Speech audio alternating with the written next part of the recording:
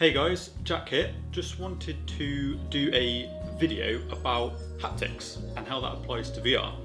Now, if you don't know what haptics is, it is a form of communication, so haptic communication. An easy example of this is when you touch your phone, you're obviously just touching a flat screen, you get a bit of haptic feedback in that when you're touching a button on your screen, vibrates or clicks or whatever, that is haptic feedback. So then how this translates into VR is, if you haven't seen already, there's gloves being developed. There's also a suit that I want to talk about, and in a slightly different direction that one Bristol-based company actually is taking at the moment.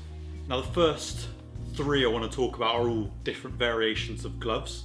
You have the Sense glove, you've got Haptix glove, and also VR glove. At the end of this video we'll also put links to all these things in the description, as I'm not going to go super technical. One of the reasons being that the specifications on them can change quite a lot because they're new products and it's new technology. It's changing all the time, so they're updating it. So if you want to check out their website themselves, then you can just keep yourself regularly updated. I just want to talk about how it's going to apply to VR, what I think is going to be good, and because I'm quite excited about it, I just wanted to do a video about it.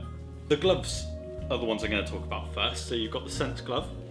Now this, from what I was looking at, was actually originally developed for medical application. It was to do with rehabilitating people who'd had damage on their hands, so then it would help you move and retrain your hands, which I find quite cool.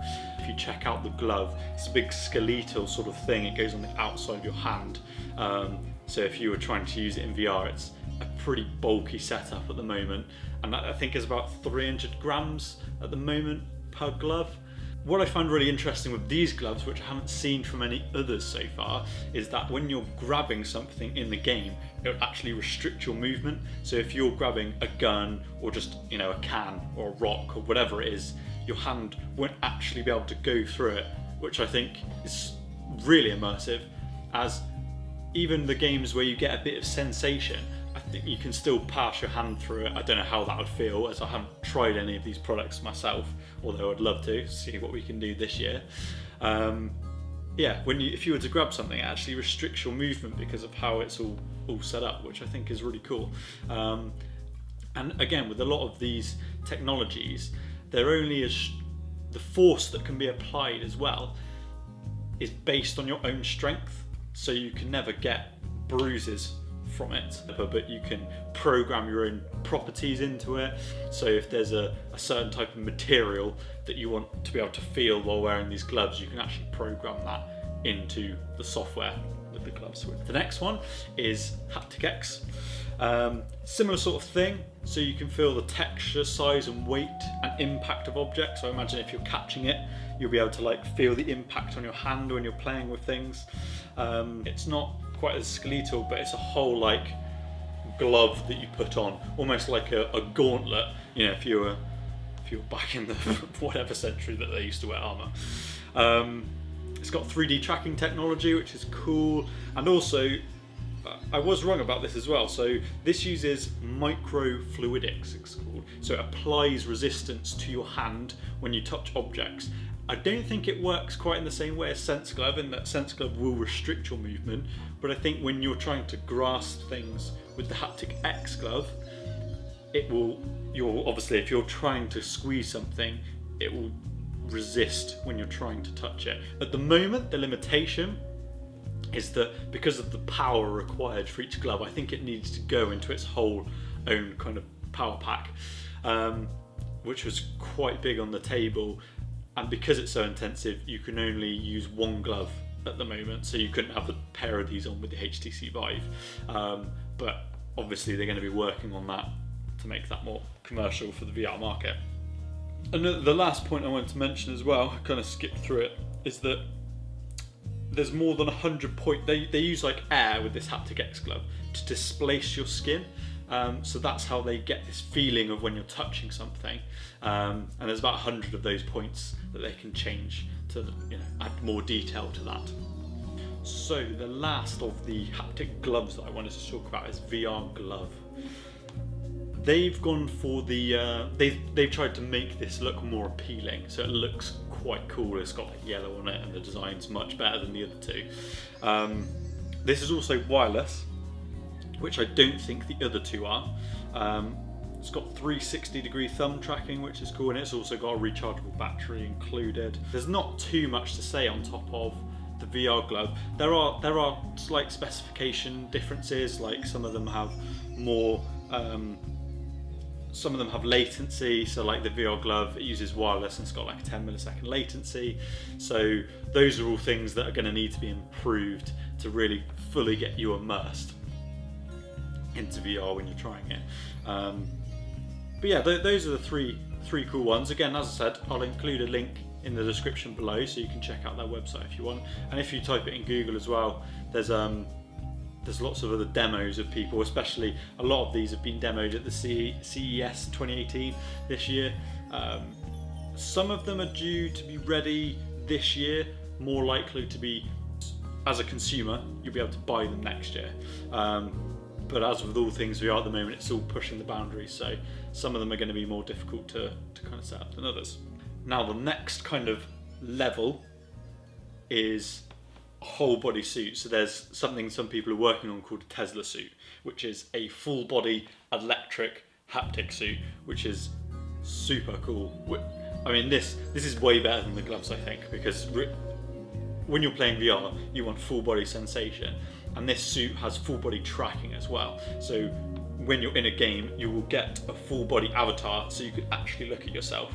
Because one of the things I find sometimes when playing VR games is if you look down, there's nothing there. You're just a floating head. So that can take you out of the game a bit. Whereas if you're actually looking at yourself, and if you could interact with yourself in that you can't put your hand through yourself, or you would be able to feel that with the haptic suit. Again, as with all these, it's just going to add an extra level to this. There's also a crazy amount of things this suit can do. So it's got weight simulation.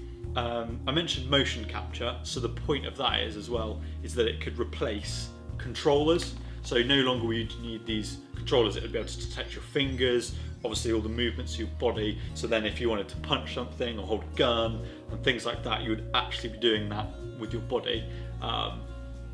And that would take away some of the, not bulkiness, but some of the clumsiness of VR sometimes, because obviously when you're holding anything or doing anything in the game, you don't want to have to be reaching out with a controller and pressing a controller. If you're reaching out and touching things with your own hands, that's awesome. And that's what everyone wants. It's also got a climate control system, so it can vary between 20 to 40 degrees. So I think they mentioned the sensation is changing temperature from like a walk in the sun to like the freezing chill of an Arctic wind, is what they say on their website, which I picked out, which I think is quite cool. And if they can enhance games even further, so again, back to a scary game, people say when a ghost goes through or something, you get that chill. If they could do that in game, that would be even more terrifying. I mean, I'm pretty rubbish at scary games. I tried one the other day that if it hasn't uploaded already, it will be uploaded soon. And yeah, I get scared quite easily. So then if that takes that to another level, I'm not sure I'm going to be able to handle it, to be honest. I think I'd much rather play some sort of shooty fighty game. I don't mind getting punched back or something like that. I think that's pretty cool.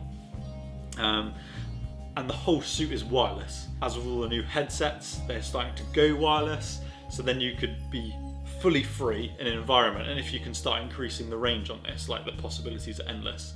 And you could, multiplayer would be epic in that you could have a warehouse or a whole stadium emptied for people to play in with VR. I could be doing all sorts of crazy shit, to be honest. It's going to be cool. They're planning on releasing this for us as consumers early 2019. So cross fingers that will be the case. It's going to be set, they've said, around the price of a console, maybe slightly more. So maybe looking at the £400-500 mark in the UK, which is expensive. Might not be too bad at that sort of time, as at the moment with all the VR headsets you need to plug the VR headset into a computer, so you're talking about £1,000 to £1,500 to buy a headset and a decent computer to run all of this. But with all the new headsets that are trying to be untethered, some of it is contained in the headset itself, so you don't actually need to connect it to a computer. So if you could just wear that headset with your Teslasuit, then yeah, you're just free to do what you want. And I think from the inception of VR, that's probably what everyone imagined. One of the interviews I was watching from CES was talking about the Ready Player One. I hadn't seen that yet, but I really want to. And really, I guess that film is probably what the ultimate goal of VR is, in that you won't be able to distinguish virtual reality from actual reality. I don't know if it'll ever get that good, maybe it will, but it's certainly moving to a stage where it's going to be, you can fully escape from the real world and that you'll completely lose track as to where you are, and yeah, you can just get stuck into the games. Now the last one I wanted to mention it last because it is a company in Bristol, and that's where we're based. Their company is called Ultrahaptics. They are working with ultrasound to mimic physical sensation, which I think is super cool. So easiest way to explain is they've got airways interacting with your fingers, and so you would press a button in the air, and it's not a case of it's just detecting your movements and doing things. You would actually feel the click on your finger from the ultrasound affecting your fingertip, which I think is cool. They've got 4 main areas they're focusing on. So VR is obviously one. You've got like home environment, kitchen appliances and things like that. You've got the car and also the workplace. So they've got a vision of in the future there will be no screens in a workplace, in that you'll just wear some sort of a mixed reality headset and with this ultrasound stuff, and you can basically project any sort of setup you want. So you could project a screen in front of you and you'll be able to type and stuff will appear, or touch the screen, or you could have a 360 setup. You could have it however you wanted, and it would just be set up. And yeah, you would walk into an office and you would have 30 people with headsets on just waving mindlessly in the air with nothing else which you would be able to see unless you had one of these on. But that's the sort of stuff you would see in films years ago, and now it's actually becoming a possibility. So yeah, as I said before, all of this stuff that I've talked about will be included in the description below. I just wanted to talk about some of it, as I said, because it's really cool, and this is the next stage in VR. I'm going to do another video about all the new headsets that are planned for release this year, but I think this just ties in really nicely of where the next stage of the development is going, not just in improving the resolution of the headsets, making them more wireless, so you don't have to worry about all of that, but really giving you that full body experience, not just taking your mind somewhere else, but taking your entire body somewhere else. So again, if that doesn't get you excited for VR, I'm not really sure what will. Let us know if you've tried any of this stuff yourself. We'd be really keen to know, as we haven't tried any of it yet, what you thought of it, what are the pros, what are the cons, what could they improve, or if you've got any questions about it, we'll certainly try and help you, give you an answer. Drop us a like. If you want to subscribe, hit that subscribe button. Cheers.